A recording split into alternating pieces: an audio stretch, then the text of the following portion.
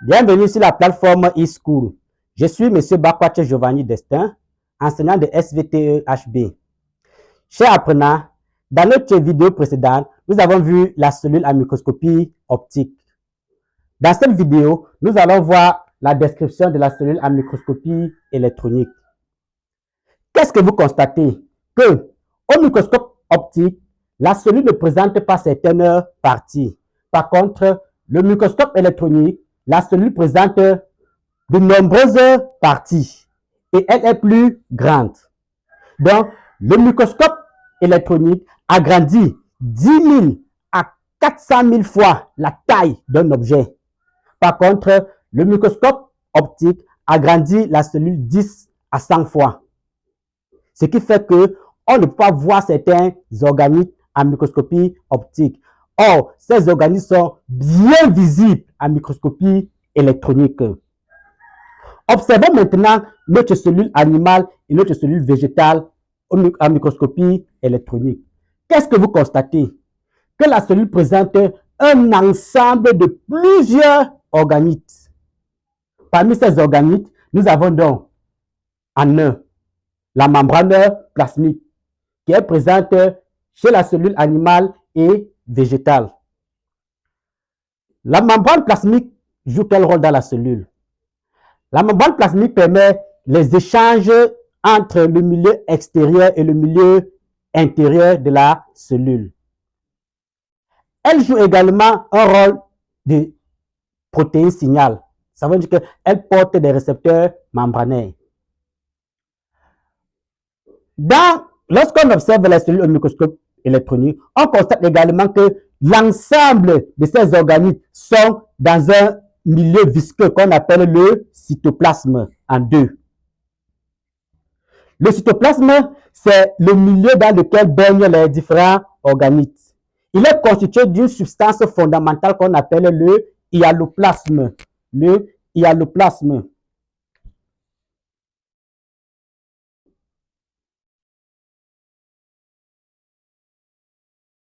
Ou cytosol.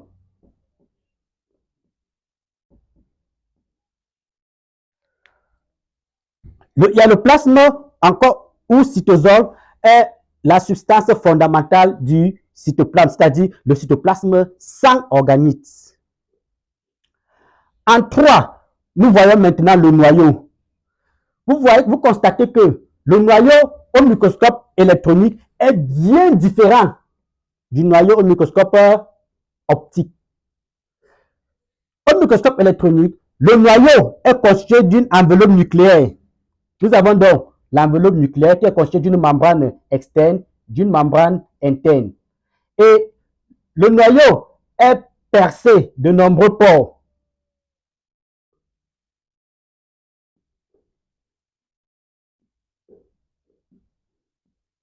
Ces pores assurent les échanges entre le nucléoplasme, c'est-à-dire le cytoplasme du noyau, et le cytoplasme, c'est-à-dire le milieu visqueux de la cellule. Donc, les pores que l'on retrouve sur la membrane nucléaire assurent les échanges entre le nucléoplasme, qui est le cytoplasme du noyau, et le cytoplasme. Nous constatons également que dans le noyau, on note des amas cellulaire que l'on appelle la chromatine.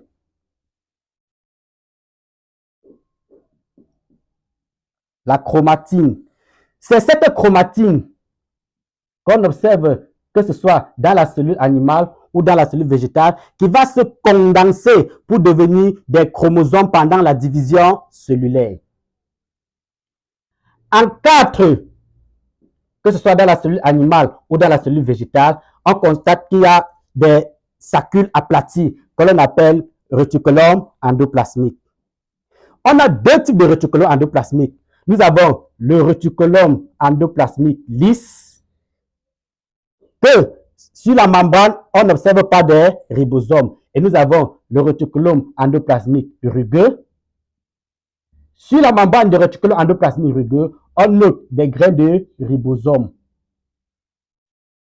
de part et d'autre. Le réticulum endoplasmique lisse, que nous avons appelé REL, est le siège de la synthèse des composés lipidiques, à l'instar du cholestérol ou des hormones stéroïdes. Par contre, le réticulum endoplasmique rugueux, qu'on appelle encore réticulum endoplasmique granulaire, est le siège de la synthèse des protéines destinées à l'exportation. En 5, nous avons donc le réticulum endoplasmique rugueux. Comme nous l'avons dit plus tôt, est le siège de la synthèse des protéines destinées à l'exportation. C'est un réseau de saccules aplatis que l'on retrouve proche de la membrane nucléaire. En 6, nous avons donc la mitochondrie. C'est quoi la mitochondrie? La mitochondrie est cet organisme cellulaire que l'on retrouve en grande quantité dans la cellule animale. Elle est constituée d'une double membrane, la membrane externe et la membrane interne, séparées par un espace intermembranaire. La membrane interne s'invagine pour former les crêtes. La membrane interne s'invagine pour former la crête mitochondriale.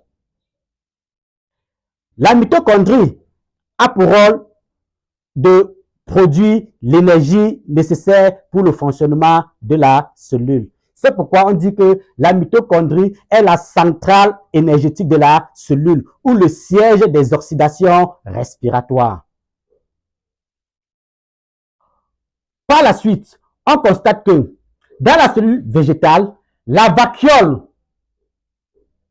qui est très grande, est unique. Par contre, dans la cellule animale, on constate qu'il y a de nombreuses vacuoles, mais de petite taille. On constate qu'il y a de nombreuses vacuoles, mais de petite taille. La vacuole intervient dans le stockage, dans la réserve, dans la régulation de l'équilibre hydrique de la cellule. Par la suite, nous avons donc les grains de ribosomes que l'on observe de part et d'autre dans les cellules. Nous constatons également que la cellule végétale présente un autre organite spécifique que l'on ne retrouve pas dans la cellule animale. C'est quoi? Il s'agit du chloroplaste.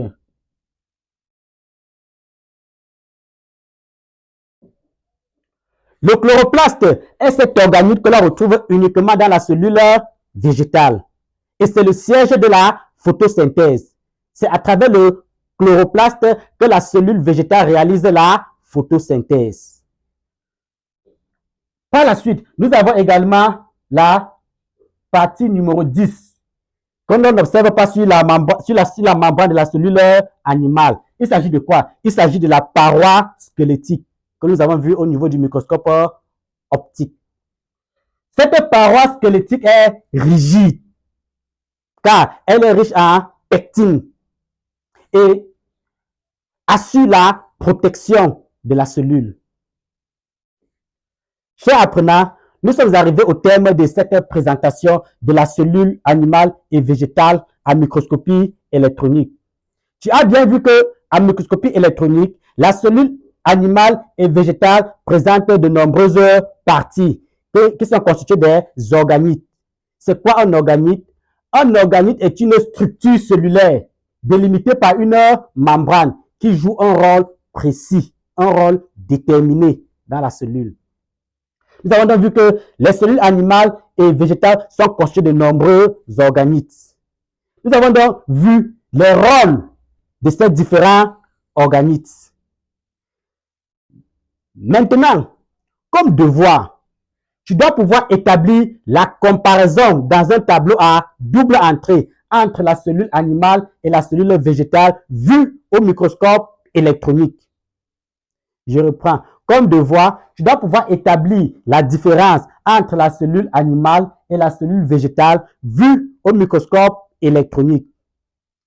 Comme deuxième devoir, tu dois pouvoir schématiser et annoter les organites numéro 6, numéro 7, numéro 3.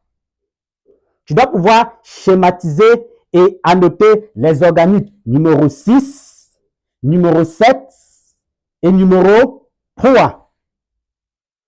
Merci d'avoir écouté et notre prochaine vidéo, nous allons corriger ce devoir et continuer avec notre leçon. Merci pour votre attention.